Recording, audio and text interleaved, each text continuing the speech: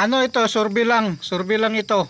Ano kaya ba ni Boy Tapang magpapakagat ng ano, langgam?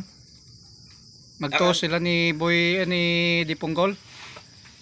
Para sa akin, masasabi ko, si Dipunggol TV at si Boy Tapang, magkalayo ang kanilang agwat. Kasi si Dipunggol TV, walang kinakatakutan yan. Kahit nga yung tapat ng bahay nyo, kaya niyang tapatan.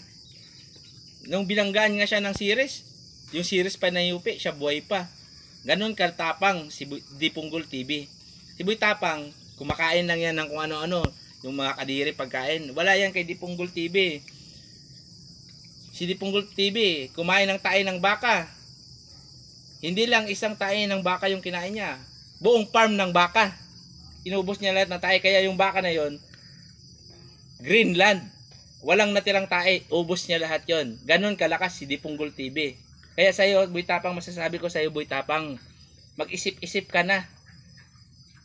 Tumawag ka na ng tulong sa mga kasama mong matatapang, kunyari. Mga wannabe matapang. Pero ang nag-iisang matapang, si Dipunggol TV lamang. Kung gaano siya kalaki, ganon din kalaki ang kanyang katapangan. Kaya